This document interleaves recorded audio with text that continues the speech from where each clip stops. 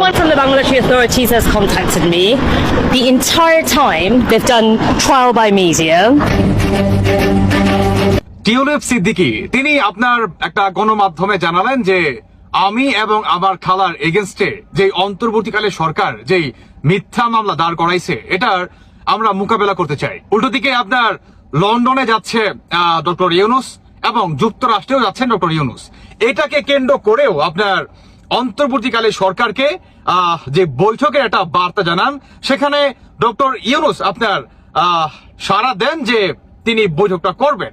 কিন্তু আপনার শেখ হাসিনার বিষয়ে যে বিষয়টি আপনার মিথ্যা মামলা, লুটপাটের মামলা, চাঁদাবাজির মামলা, তারপর হচ্ছে গুম খুন বা 5ই আগস্টকে ঘিরে যত মিথ্যা মামলা দেওয়া হয়েছে, সমস্ত মিথ্যা মামলার আপনার মোকাবেলা করবে আপনার টিউলিপ সিদ্দিকী আর হচ্ছে তার খালা শেখ হাসিনা। মানে টিউলিপ সিদ্দিকী আপনার তিনি তার এই বক্তব্য জানালেন। অন্যদিকে আপনার ভারতের আনন্দবাজারের একটা সাক্ষাৎকারে সাবেক প্রধানমন্ত্রী শেখ হাসিনা তিনিও জানালেন যে তিনি বাংলাদেশে ফিরছেন।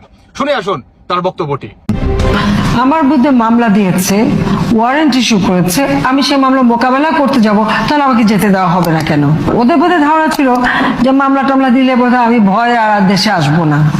তা আমি না, আমি দেশে যাব এবং আমি কোর্টে আমি মামলা ফেস করব, আমি মামলা মোকাবেলা করব। দর্শক বন্ধুরা, আপনারা শুনলেন যে শেখ হাসিনা তিনি বলেন যে আমার এগেনস্ট যত মামলা, মোকদ্দমা, খুন, রাহাজানি বা আদার্স যে সমস্ত